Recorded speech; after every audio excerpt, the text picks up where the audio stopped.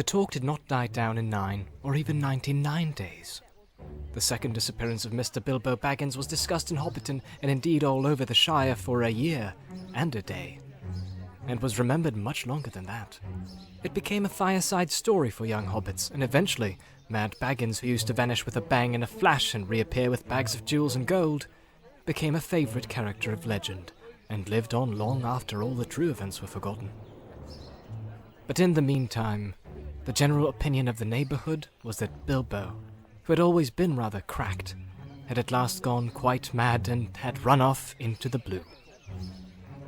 There he had undoubtedly fallen into a pool or a river and come to a tragic, but hardly an untimely, end. The blame was mostly laid on Gandalf. If only that dreaded wizard will leave young Frodo alone, perhaps he'll settle down and grow some hobbit sense, They said. And to all appearance, the wizard did leave Frodo alone, and he did settle down. But the growth of hobbit sense was not very noticeable. Indeed, he at once began to carry on Bilbo's reputation for oddity. He refused to go into mourning, and the next year he gave a party in honor of Bilbo's 112th birthday, which he called a 100-weight feast. But that was short of the mark, for 20 guests were invited, and there were several meals at which it snowed food and rained drink, as hobbits say. Some people were rather shocked, but Frodo kept up the custom of giving Bilbo's birthday party year after year until they got used to it. He said that he did not think Bilbo was dead when they asked, Where is he then? He shrugged his shoulders. He lived alone, as Bilbo had done, but he had a good many friends, especially among the younger hobbits, mostly descendants of the old Took, who had as children been fond of Bilbo and often in and out of Bag End. Felco Boffin and Fredegar Bolger were two of these, but his closest friends were Peregrine Took, usually called Pippin, and Merry Brandybuck. His real name was Meriadoc, but that was seldom remembered. Frodo went tramping all over the Shire with them, but more often he wandered by himself, and to the amazement of the sensible folk, he was sometimes seen far from home, walking in the hills and woods, under the starlight. Merry and Pippin suspected that he visited the elves at times, as Bilbo had done. As time went on, people began to notice that Frodo also showed signs of good preservation. Outwardly, he retained the appearance of a robust and energetic hobbit just out of his tweens. Some folk have all the luck, They said, but it was not until Frodo approached the usually more sober age of 50 that they began to think it queer. Frodo himself, after the first shock, found that being his own master and the Mr. Baggins of Bag End was rather pleasant. For some years he was quite happy and did not worry much about the future.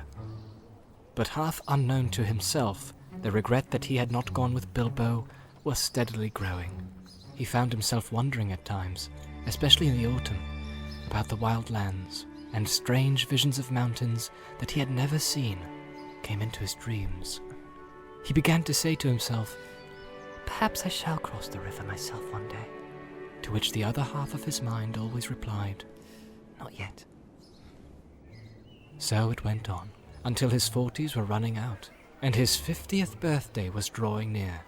50 was a number that he felt was somehow significant or ominous. It was at any rate at that age that adventure had suddenly befallen Bilbo. Frodo began to feel restless, and the old paths seemed too well trodden. He looked at maps and wondered what lay beyond their edges. Maps made in the Shire showed mostly white spaces beyond its borders. He took to wandering further afield and more often by himself, and Merry and his other friends watched him anxiously. Often he was seen walking and talking with the strange wayfarers that began at this time to appear in the Shire. There were rumors of strange things happening in the world outside, and as Gandalf had not at the time appeared or sent any message for several years, Frodo gathered all the news he could. Elves, who seldom walked in the Shire, could now be seen passing westward through the woods in the evening, passing and not returning. But they were leaving Middle-earth and were no longer concerned with its troubles. There were, however, dwarves on the road in unusual numbers. The ancient east-west road ran through the Shire to its end at the Grey Havens, and dwarves had always used it on their way to their mines in the Blue Mountains. They were the hobbits' chief source of news from distant parts, if they wanted any, As a rule, dwarves said little, and hobbits asked no more. But now Frodo often met strange dwarves of far countries, seeking refuge in the west. They were troubled, and some spoke in whispers of the enemy, and of the land of Mordor. That name the hobbits only knew in legends of the dark past, like a shadow in the background of their memories. But it was ominous and disquieting. It seemed that the evil power in Mirkwood had been driven out by the White Council, only to reappear in greater strength in the old strongholds of Mordor. The Dark Tower had been rebuilt, it was said. From there the power was spreading far and wide, and away far east and south there were wars and growing fear. Orcs were multiplying again in the mountains. Trolls were abroad, no longer dull-witted, but cunning, and armed with dreadful weapons. And there were murmured hints of creatures more terrible than all these. But they had no name. Little of all this, of course, reached the ears of ordinary hobbits. But even the deafest and most stay-at-home began to hear queer tales, and those whose business took them to the borders saw strange things. The conversation in the Green Dragon at Bywater, one evening in the spring of Frodo's 50th year, showed that even in the comfortable heart of the Shire, rumours had been heard, though most hobbits still laughed at them. Sam Gamgee was sitting in one corner near the fire, and opposite him was Ted Sandyman, the miller's son, and there were various other rustic hobbits listening to their talk. Oh, queer things you do hear these days, to be sure, said Sam. Ah, said Ted. you do if you listen, but I can hear fireside tales and children's stories at home if I want to. No doubt you can, retorted Sam. And I dare say there's more truth in some of them than you reckon. Who invented the stories anyway? Take dragons now. No, thank ye, said Ted. I won't. I heard tell of them when I was a youngster, but there's no call to believe in them now. There's only one dragon in Bywater, and that's Green, he said, getting a general laugh. All right, said Sam, laughing with the rest. But what about these tree men? These giants, as you might call them. They do say that one bigger than a tree was seen up away beyond the North Moors not long back. Who's they? Well, my cousin Hal, for one.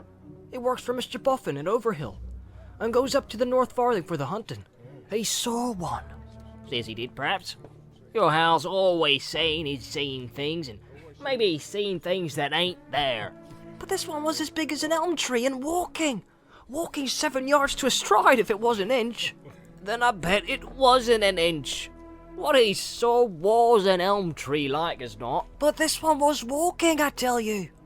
And there ain't no elm tree on the North Moors. And Hall can't have seen one, said Ted. There was some laughing and clapping. The audience seemed to think that Ted had scored a point. All the same, said Sam. You can't deny that others beside our Halfast have seen queer folk crossing the Shire. Crossing it, mind you. There are more that are turned back at the borders. The Bounders have never been so busy before. And I've heard tell that elves are moving west.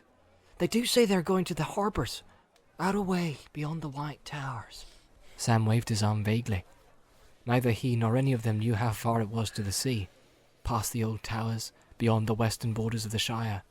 But it was an old tradition that away over there stood the Grey Havens, from which at times elven ships set sail, never to return. They are sailing, sailing, sailing over the sea. They're going to the west and leaving us, said Sam, half chanting the words, shaking his head sadly and solemnly. But Ted laughed. Well, that isn't anything new if you believe the old tales, and I don't see what it matters to me or you. Let them sail. But I warrant you haven't seen them doing it, nor anyone else in the Shire. Well, I don't know, said Sam thoughtfully. He believed he had once seen an elf in the woods, and still hoped to see more one day. Of all the legends that he had heard in his early years, such fragments of tales and half-remembered stories about the elves, as the hobbits knew, had always moved him most deeply. There are some, even in these parts, as know the fair folk and get news of 'em, he said. There's Mr. Baggins now, that I work for. He told me that they were sailing and he knows a bit about elves, and old Mr. Bilbo knew more. Many's the talk that I had with him when I was a little lad. Oh, they're both cracked. said Ted. Leastways, Bilbo was cracked. Frodo's cracking. If that's where you get your news from, you'll never walk for moonshine. Well, friends, I'm off home. Your good health. He drained his mug and went out noisily. Sam sat silent and said no more. He had a good deal to think about. For one thing, there was a lot to do up in the Bag End garden, and he would have a busy day tomorrow, if the weather cleared. The grass was growing fast, but Sam had more on his mind than gardening. After a while, he sighed, and got up and went out. It was early April, and the sky was now clearing after heavy rain. The sun was down, and a cool, pale evening was quietly fading into the night. He walked home under the early stars through Hobbiton and up the hill, whistling softly and thoughtfully. It was just at this time that Gandalf reappeared after his long absence. For 3 years after the party he had been away. Then he paid Frodo a brief visit, and after taking a good look at him, he went off again. During the next year or two, he had turned up fairly often, coming unexpectedly after dusk, and going off without warning before sunrise. He would not discuss his own business and journeys, and seemed chiefly interested in small news about Frodo's health and doings. Then suddenly his visits had ceased. It was over 9 years since Frodo had seen or heard of him, and he had begun to think that the wizard would never return, and had given up all interest in hobbits. But that evening, as Sam was walking home and twilight was fading, there came the once familiar tap on the study window. Frodo welcomed his old friend with surprise and great delight. They looked hard at one another. "Ah, well, said Gandalf. You look the same as ever, Frodo." So do you, Frodo replied, but secretly he thought that Gandalf looked older and more careworn. He pressed him of news of himself and of the wide world, and soon they were deep in talk, and they stayed up far into the night. Next morning, after a late breakfast, the wizard was sitting with Frodo by the open window of the study. A brief fire was on the hearth, but the sun was warm, and the wind was in the south. Everything looked fresh, and the new green of spring was shimmering in the fields and on the tips of the trees' fingers. Gandalf was thinking of a spring, nearly 80 years before, when Bilbo had run out of Bag End without a handkerchief. His hair was perhaps whiter than it had been then, and his beard and eyebrows were perhaps longer, and his face more lined with care and wisdom, but his eyes were as bright as ever. And he smoked and blew smoke rings with the same vigor and delight. He was smoking now in silence, for Frodo was sitting still, deep in thought. Even in the light of morning, he felt the dark shadow of the tidings that Gandalf had brought. At last he broke the silence. "Last night you began to tell me strange things about my ring, Gandalf," he said. "And then you stopped because you said that such matters were left until daylight. Don't you think you had better finish now? You say the ring is dangerous. Far more dangerous than I guess. In what way?" "In many ways," answered the wizard. "It is far more powerful than I ever dared to think at first. So powerful that in the end it would utterly overcome anyone of mortal race who possessed it. It would possess him. In Eregion, long ago, many elven rings were made. Magic rings, as you call them. And they were, of course, of various kinds. Some more potent and some less. The lesser rings were only essays in the craft before it was full grown. And to the elven smiths they were but trifles, yet still to my mind dangerous for mortals. And the great rings, the rings of power, they were perilous. A mortal, Frodo, who keeps one of the great rings does not die, but he does not grow or obtain more life. He merely continues, until at last every minute is a weariness. And if he often uses the ring to make himself invisible, he fades.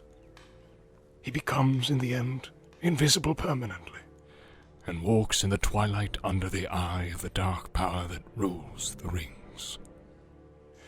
Yes, sooner or later, Later, if he is strong or well-meaning to begin with, but neither strength nor good purpose will last, sooner or later, the dark power will devour him.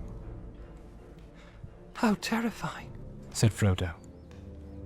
There was another long silence. The sound of Sam Gamgee cutting the lawn came in from the garden.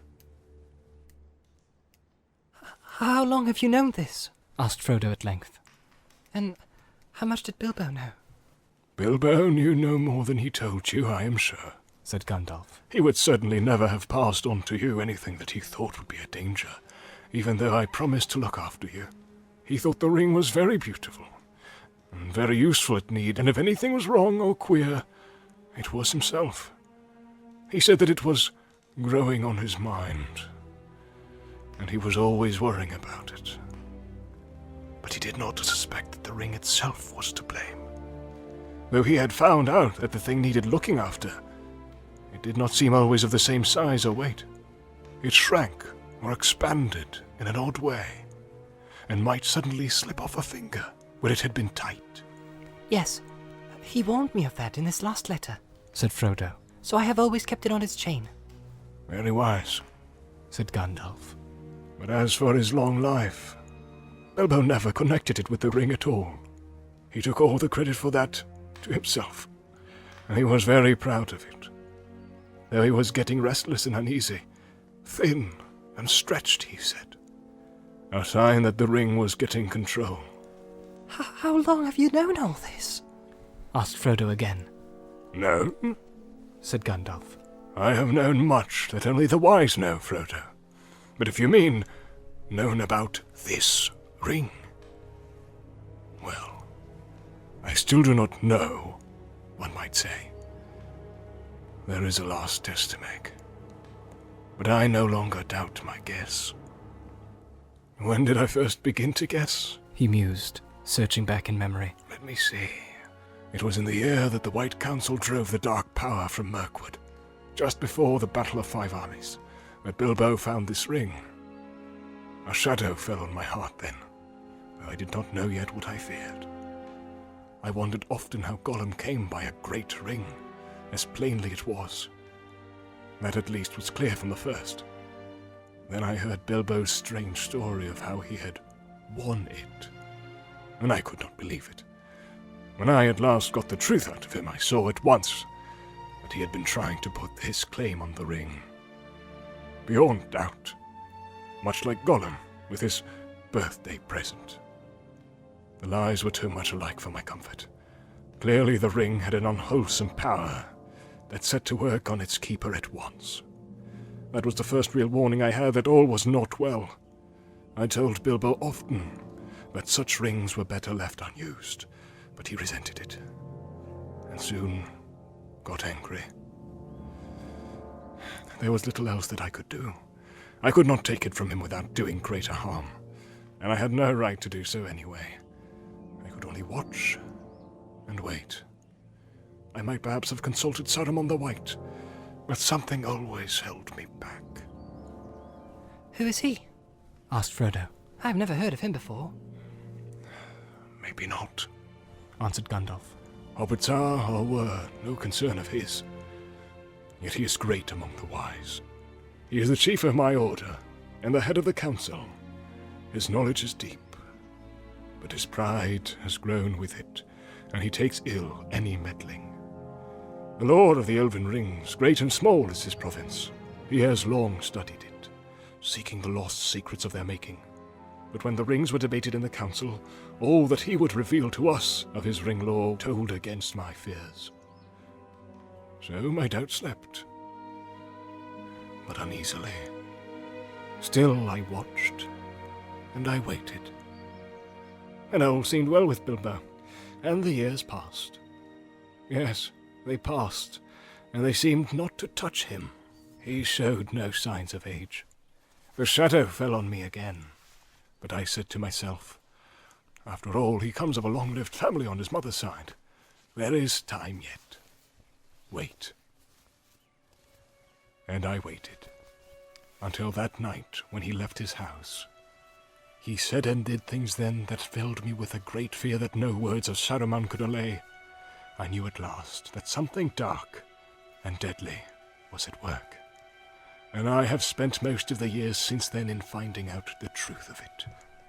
There wasn't any permanent harm done, was there? Asked Frodo anxiously. He would get all right in time, wouldn't he? Be able to rest in peace, I mean. He felt better at once, said Gandalf. There is only one power in this world that knows all about the rings and their effects. And as far as I know, there is no power in the world that knows all about hobbits. Among the wise, I am the only one that goes in for hobbit lore, an obscure branch of knowledge, but full of surprises. Soft as butter they can be, and yet sometimes as tough as old tree roots. I think it likely that some would resist the rings far longer than most of the wise would believe. I don't think you need to worry about Bilbo. Of course, he possessed the ring for many years and used it, so it might take a long while for the influence to wear off, before it was safe for him to see it again, for instance. Otherwise, he might live on for years, quite happily, just stop as he was when he parted with it, for he gave it up in the end of his own accord. An important point. No, I was not troubled about dear Bilbo anymore, once he had let the thing go. It is for you that I feel responsible. Ever since Bilbo left, I have been deeply concerned about you, and about all these charming, absurd, helpless hobbits. It would be a grievous blow to the world if the dark power overcame the Shire. If all your kind, jolly, stupid poachers, hornblowers, boffins, brace-girdles, and the rest, not to mention the ridiculous Bagginses, became enslaved. Frodo shuddered. But why should we be? He asked. And why would he want such slaves?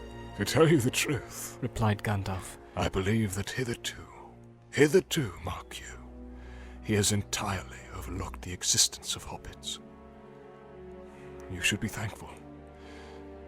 But your safety has passed. He does not need you.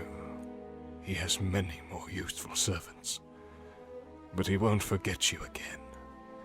And hobbits as miserable slaves would please him far more than hobbits happy and free. There is such a thing as malice and revenge. Revenge, said Frodo. Revenge for what? I still don't understand what all this has to do with Bilbo and myself, and our ring. It has everything to do with it, said Gandalf. You do not know the real peril yet, but you shall. I was not sure of it myself when I was last here, but the time has come to speak. Give me the ring for a moment. Frodo took it from his breeches pocket, where it was clasped to a chain that hung from his belt. He unfastened it and handed it slowly to the wizard. It felt suddenly very heavy, as if either it or Frodo himself was in some way reluctant for Gandalf to touch it. Gandalf held it up. It looked to be made of pure and solid gold. Can you see any markings on it? He asked. No, said Frodo. There are none. It is quite plain, and it never shows a scratch or sign of wear. Well then, look. To Frodo's astonishment and distress, the wizard threw it suddenly into the middle of a glowing corner of the fire. Frodo gave a cry and groped for the tongs, but Gandalf held him back. Wait, he said in a commanding voice, giving Frodo a quick look from under his bristling brows. No apparent change came over the ring. After a while, Gandalf got up, closed the shutters outside the window, and drew the curtains. The room became dark and silent, though the clack of Sam's shears, now nearer to the windows, could still be heard faintly from the garden. For a moment, the wizard stood looking at the fire. Then he stooped and removed the ring from the hearth with the tongs, and at once picked it up. Frodo gasped. It's quite cool, said Gandalf. Take it. Frodo received it on his shrinking palm. It seemed to have become thicker and heavier than ever. Hold it up, said Gandalf. Look closely. As Frodo did so, he now saw fine lines, finer than the finest pen strokes, running along the ring. Outside and inside, lines of fire that seemed to form the letters of a flowing script. They shone piercingly bright, and yet remote, as if out of a great depth. I cannot read the fiery letters, said Frodo in a quavering voice. No, said Gandalf. but I can. The letters are Elvish, of an ancient mode, but the language is that of Mordor, which I will not utter here. But this, in the common tongue, is what it said, close enough. One ring to rule them all, one ring to find them, one ring to bring them all, and in the darkness bind them. It is only 2 lines of a verse long known in elven lore. 3 rings for the elven kings under the sky, 7 for the dwarf lords in their halls of stone, 9 for mortal men doomed to die, 1 for the Dark Lord on his dark throne in the land of Mordor, where the shadows lie. 1 ring to rule them all, 1 ring to find them, 1 ring to bring them all, and in the darkness bind them in the land of Mordor, where the shadows lie. He paused, and then said slowly in a deep voice, This is the Master Ring, the one ring to rule them all. This is the one ring that he lost many ages ago to the great weakening of his power. He greatly desires it, but he must not get it. Frodo sat silent and motionless. Fear seemed to stretch out a vast hand, like a dark cloud rising in the east and looming up to engulf him. This ring, He stammered. how on earth did it come to me?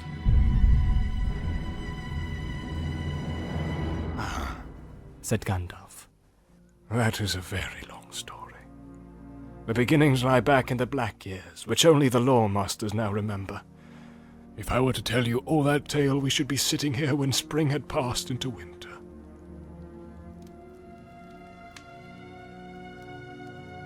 But last night I told you of Sauron the Great, the Dark Lord.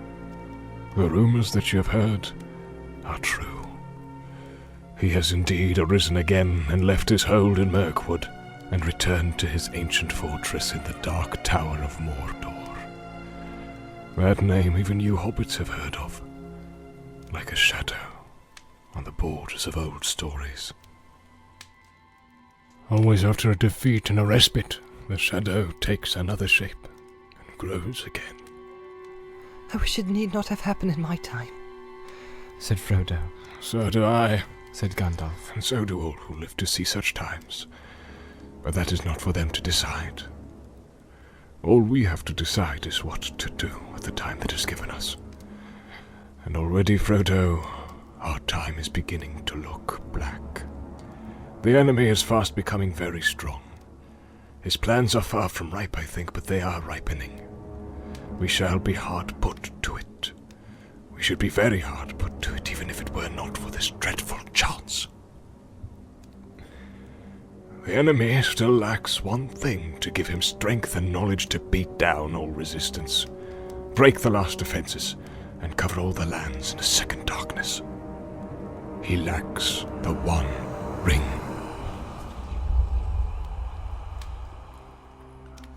The 3, fairest of all the elf lords, hid from him, and his hand never touched them or sullied them. 7 the dwarf kings possessed, but 3 he has recovered, and the others the dragons have consumed. 9 he gave to mortal men proud and great, and so ensnared them. Long ago they fell under the dominion of the One, and they became ring wraiths, shadows under his great shadow, his most terrible servants. Long ago. It is many a year since the 9 walked abroad, yet who knows? As the shadow grows once more, they too may walk again. But come, we will not speak of such things, even in the morning of the Shire. So it is now. The 9 he has gathered to himself, the 7 also, or else they are destroyed. The 3 are hidden still, but that no longer troubles him.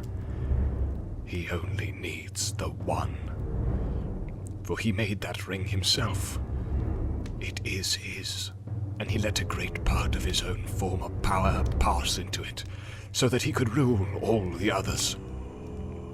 If he recovers it, then he will command them all again, wherever they be, even the three. And all that has been wrought with them will be laid bare, and he will be stronger than ever. And this is the dreadful chance, Frodo. He believed that the one had perished, that the elves had destroyed it, as should have been done. But he knows now that it has not perished, that it has been found. So he is seeking it, and all his thought is bent on it. It is his great hope, and our great fear. Why wasn't it destroyed? cried Frodo. And how did the enemy ever come to lose it if it was so strong and it was so precious to him? He clutched the ring in his hand, as if he saw already dark fingers snatching out to seize it. It was taken from him, said Gandalf. The strength of the elves to resist him was greater long ago, and not all men were estranged from them. The men of Westernesse came to their aid.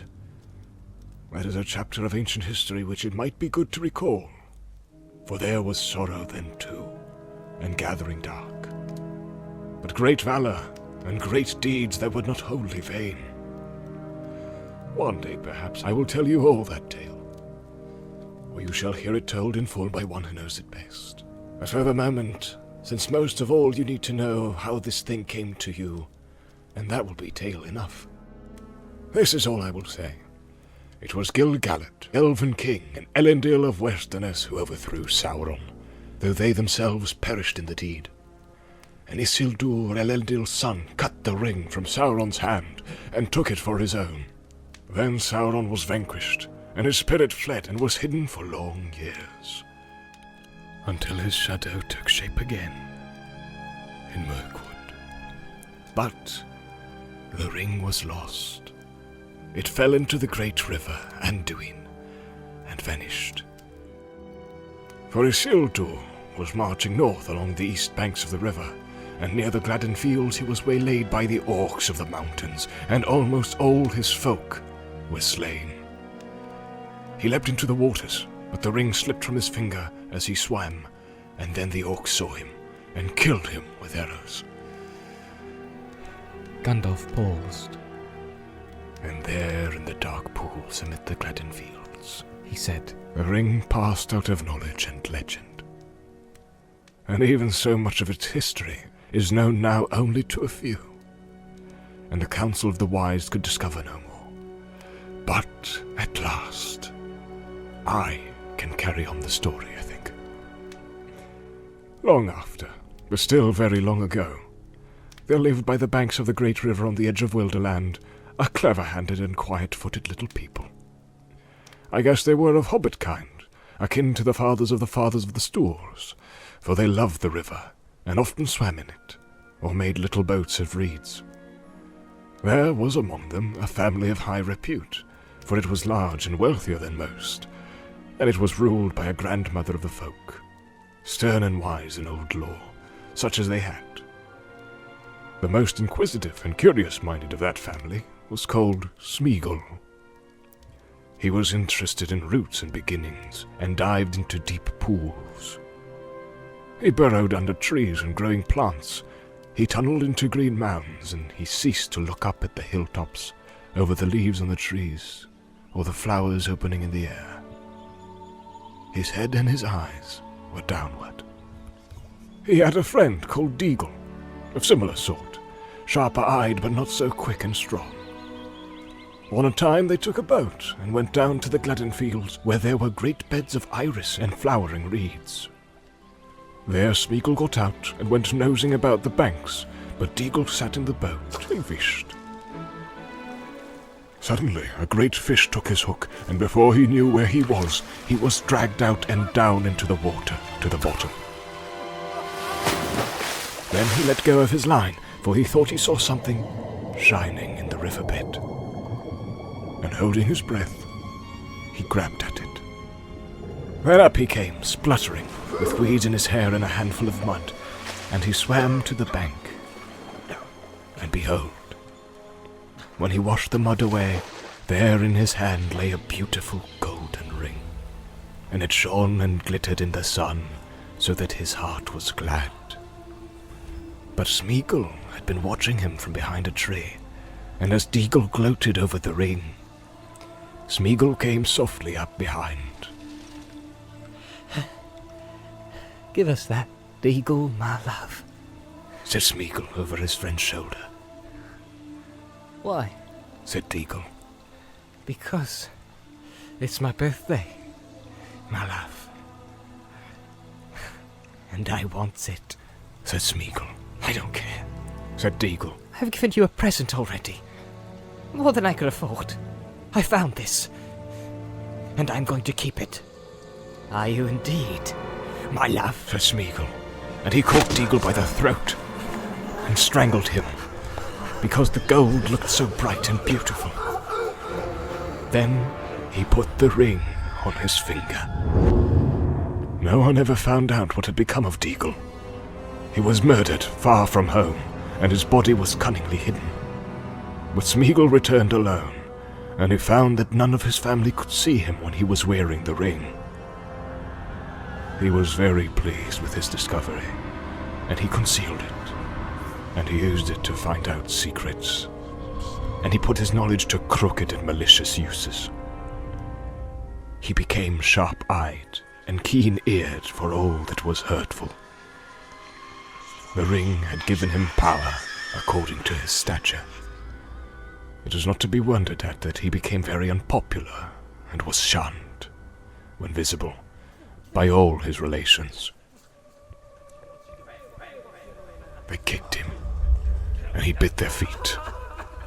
He took to thieving and going about muttering to himself and gurgling in his throat. So they called him Gollum, and cursed him, and told him to go far away. And his grandmother, desiring peace, expelled him from the family and turned him out of their home. He wandered in loneliness, weeping a little for the hardness of the world, and he journeyed up the river till he came to a stream that flowed down from the mountains, and he went that way. He caught fish in deep pools with invisible fingers and ate them raw. One day it was very hot, and as he was bending over a pool, he felt a burning on the back of his head, and a dazzling light from the water pained his wet eyes. He wondered at it, for he had almost forgotten about the sun. Then for the last time he looked up and shook his fist at her. But as he lowered his eyes, he saw far above the tops of the misty mountains, out of which the stream came. And he thought suddenly, it would be cool and shady under those mountains. The sun could not watch me there. The roots of those mountains must be roots indeed. There must be great secrets buried there which have not been discovered since the beginning. So he journeyed by night up into the highlands, and he found a little cave out of which the dark stream ran. And he wormed his way like a maggot into the heart of the hills and vanished out of all knowledge. The ring went into the shadows with him, and even the Maker, when his power had begun to grow again, could learn nothing of it. Gollum! cried Frodo. Gollum? Do you mean that this is the very Gollum creature that Bilbo met? How loathsome. I think it is a sad story, Said the wizard. and it might have happened to others, even to some hobbits that I have known. I can't believe that Gollum was connected with hobbits, however distantly. Said Frodo with some heat. What an abominable notion. It is true all the same. Replied Gandalf. About their origins at any rate. I know more than hobbits do themselves, and even Bilbo's stories suggest the kinship. There was a great deal in the background of their minds and memories that was very similar. They understood one another remarkably well. Very much better than a hobbit would understand, say, a dwarf or an orc, or even an elf. Think of the riddles they both knew, for one thing. Yes. Said Frodo. Though other folk beside Hobbit asked riddles, and much of the same sort. And hobbits don't cheat. Gollum meant to cheat all the time. He was just trying to put poor Bilbo off his guard, and I dare say it amused his wickedness to start a game which might end in providing him with an easy victim, but if he lost would not hurt him. Only too true, I fear. said Gandalf. But there was something else in it, I think, which you do not see yet. Even Gollum was not wholly ruined. He had proved tougher than even one of the wise would have guessed, as a hobbit might.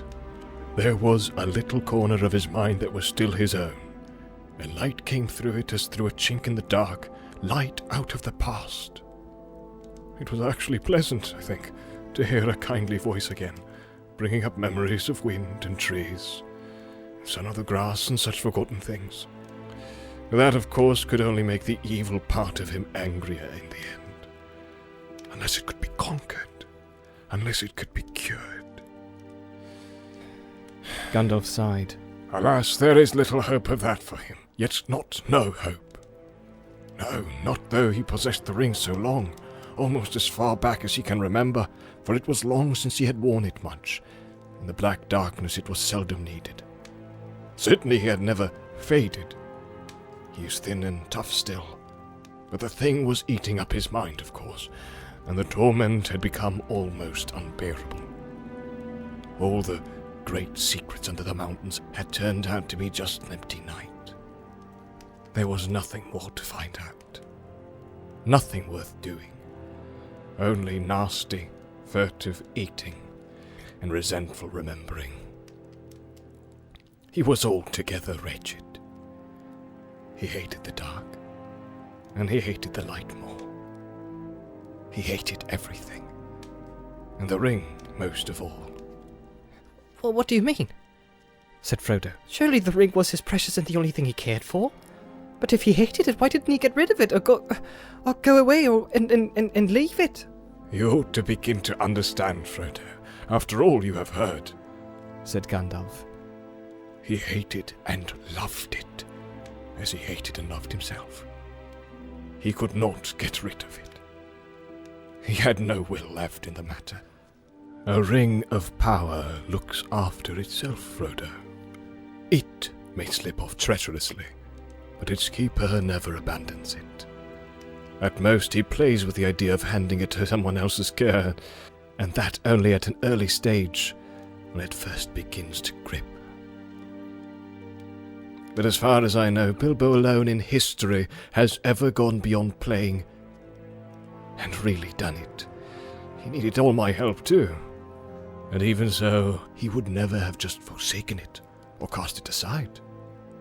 It was not Gollum, Frodo, but the ring itself that decided things.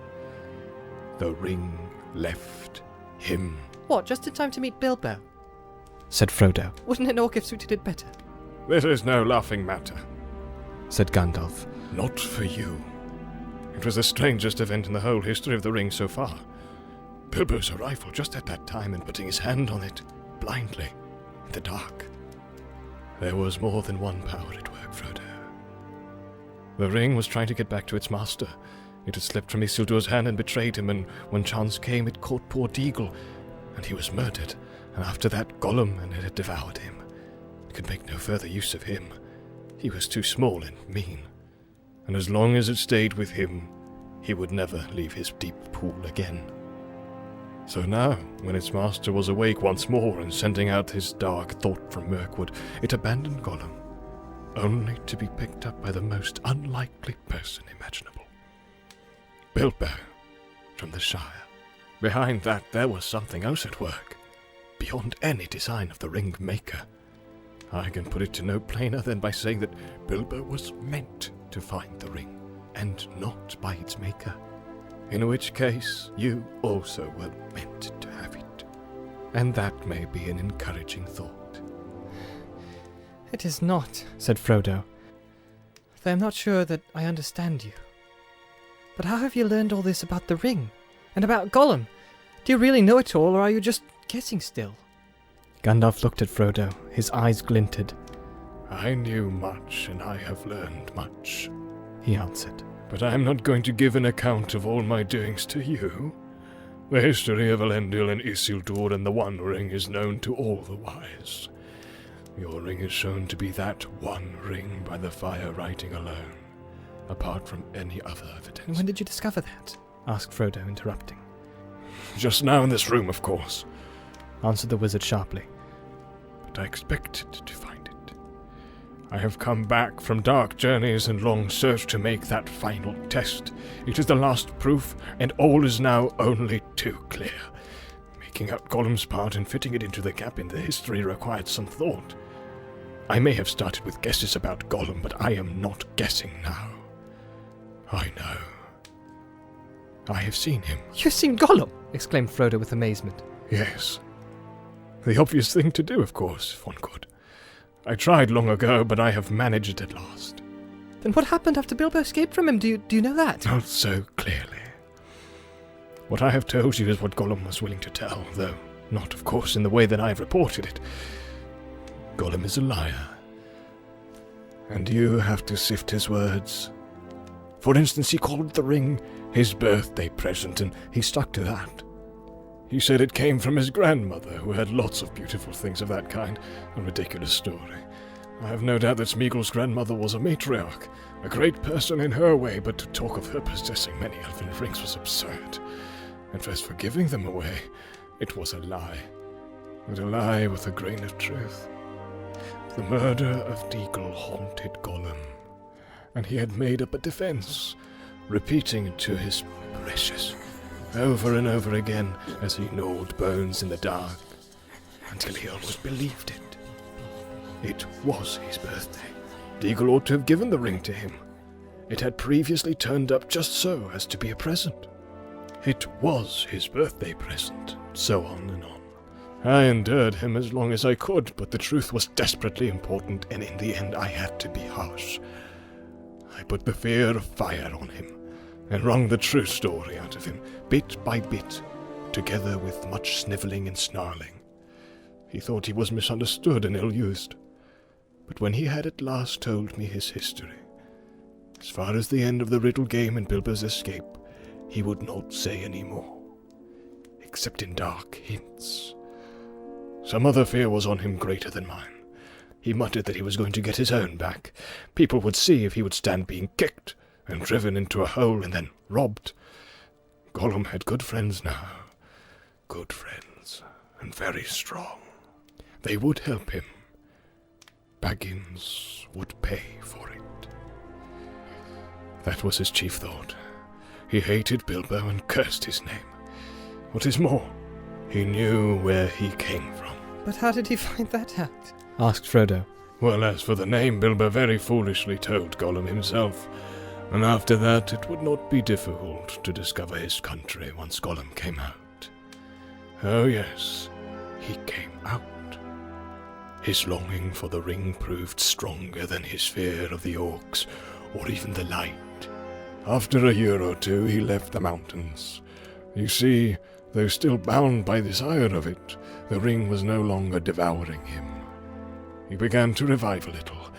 He felt old, terribly old, yet less timid, and he was mortally hungry. Light of sun and moon, he still feared and hated, and he always will, I think. But he was cunning. He found out he could hide from daylight and moonshine and make his way swiftly and softly by dead of night with his pale, cold eyes and catch small, frightened or unwary things. He grew stronger and bolder with new food and new air. He found his way into Mirkwood, as one would expect. Is that where you found him? Asked Frodo. I saw him there, Answered Gandalf. but before that he had wandered far, following Bilbo's trail. It was difficult to learn anything from him for certain, for his talk was constantly interrupted by curses and threats. What has it got in its pockets? He said, It wouldn't say no, precious little cheat. Not a fair question. It cheated first, it did. It broke the rules. We ought to have squeezed it. Yes, precious, and we will, precious. That is a sample of his talk. I don't suppose you want any more. I had weary days of it. But from hints dropped among the snarls, I even gathered that his padding feet had taken him at last to Esgaroth, and even to the streets of Dale. listening secretly and peering. Well, the news of the great events went far and wide in Wilderland, and many had heard Bilbo's name and knew where he came from. We had made no secret of our return journey to his home in the west. Gollum's sharp ears would soon learn what he wanted. Then why didn't he track Bilbo further? asked Frodo. Why didn't he come to the Shire? Ah, said Gandalf. now we come to it. I think Gollum tried to. He set out and came back westward, as far as the Great River. But then he turned aside. He was not daunted by the distance, I am sure. No, something else drew him away. So my friends think, those that hunted him for me. The Wood Elves tracked him first, an easy task for them, for his trail was still fresh then. Through Mirkwood and back again it led them, though they never caught him. The wood was full of the rumor of him, dreadful tales, even among beasts and birds. The woodmen said that there was some new terror abroad, a ghost that drank blood. It climbed trees to find nests. It crept into holes to find the young. It slipped through windows to find cradles. But at the western edge of Mirkwood, the trail turned away. It wandered off southwards and passed out of the Wood Elves' ken, and was lost. And then I made a great mistake. Yes, Frodo, and not the first. I fear it may prove the worst. I let the matter be. I let him go, for I had much else to think of at that time, and I still trusted the lore of Saruman. Well, that was years ago. I have paid for it since with many dark and dangerous days. The trail was long cold when I took it up again after Bilbo left here, and my search would have been in vain but for the help that I had from a friend. Aragorn, the greatest traveller and huntsman of this age of the world. Together we sought for Gollum down the whole length of Wilderland, without hope and without success. And at last, when I had given up the chase and turned to other parts, Gollum was found. My friend returned out of great perils, bringing the miserable creature with him. What he had been doing he would not say. He only wept and called us cruel, with many a Gollum in his throat. And when we pressed him, he whined and cringed and rubbed his long hands, licking his fingers as if they pained him, as if he remembered some old torture. But I'm afraid there is no possible doubt he had made his slow, sneaking way, step by step, mile by mile, south, down at last, to the land of Mordor. A heavy silence fell in the room. Frodo could hear his heart beating. Even outside everything seemed still. No sound of Sam's shears could now be heard. Yes, to Mordor, said Gandalf. Alas, Mordor draws all wicked things, and the dark power was bending all its will to gather them there. The ring of the enemy would leave its mark too, leave him open to the summons. And all folk were whispering then of the new shadow in the south, and its hatred of the west. There were his fine new friends who would help him in his revenge. Wretched fool! In that land he would learn much, too much for his comfort, and sooner or later as he lurked and pried on the borders, he would be caught and taken for examination. That was the way of it, I fear. When he was found, he had already been there long, and was on his way back, on some errand of mischief, but that does not matter much now. His worst mischief was done. Yes, alas, through him the enemy has learned that the One has been found again. He knows where Isildur fell. He knows where Gollum found his ring. He knows that it is a great ring, for it gave long life. He knows that it is not one of the three, for they have never been lost, and they endure no evil. He knows that it is not one of the 7 or the 9, for they are accounted for. He knows that it is the One, and he has at last heard, I think, of hobbits and the Shire. The Shire. He may be seeking for it now if he has not already found out where it lies. Indeed, Frodo, I fear that he may even think that the long-unnoticed name of Baggins has become important. But this is terrible, cried Frodo. Far worse than the worst that I imagined from your hints and warnings. Oh, Gandalf, best of friends, what am I to do? For now I am really afraid. What am I to do? What a pity that Bilbo did not stab the vile creature when he had the chance. Pity? It was pity that stayed his hand. Pity and mercy. Not to strike without need. And he has been well rewarded, Frodo. Be sure that he took so little hurt from the evil and escaped in the end, because he began his ownership of the ring so. With pity. I'm sorry, said Frodo, but I am frightened. And I do not feel any pity for Gollum. You have not seen him, Gandalf broke in. No, and I don't want to, said Frodo. I can't understand you. Do you mean to say that you and the elves have let him live on after all those horrible deeds? Now at any rate he is as bad as an orc, and just an enemy. He deserves death. Deserves it? I dare say he does. Many that live deserve death, and some that die deserve life. Can you give it to them? Then do not be too eager to deal out death and judgment, for even the very wise cannot see all ends. I have not much hope that Gollum can be cured before he dies, but there is a chance of it, and he is bound up with the fate of the ring. My heart tells me that he has some part to play yet, for good or ill, before the end. And when that comes, the pity of Bilbo may rule the fate of many, yours not least. In any case, we did not kill him. He is very old and very wretched. The Wood Elves have him in prison, but they treat him with such kindness as they can find in their wise hearts. All the same, said Frodo, even if Bilbo could not kill Gollum, I wish he had not kept the ring. I wish he had never found it and that I had not got it. Why did you let me keep it? Why didn't you make me throw it away or destroy it? Let you? Make you? Said the wizard. Haven't you been listening to all that I've said? You are not thinking of what you are saying. But as for throwing it away, that was obviously wrong. These rings have a way of becoming found. In evil hands it might have done great evil.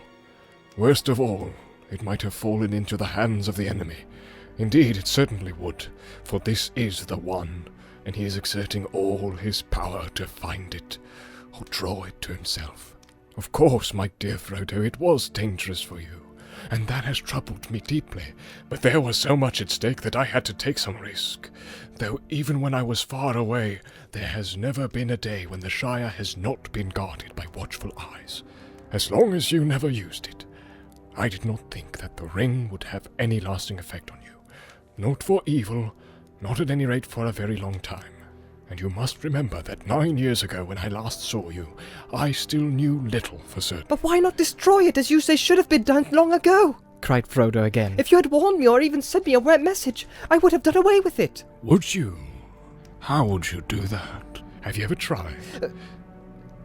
No, but I suppose one could hammer it or melt it. Try, said Gandalf. Try now. Frodo drew the ring out of his pocket again and looked at it. It now appeared plain and smooth, without mark or device that he could see.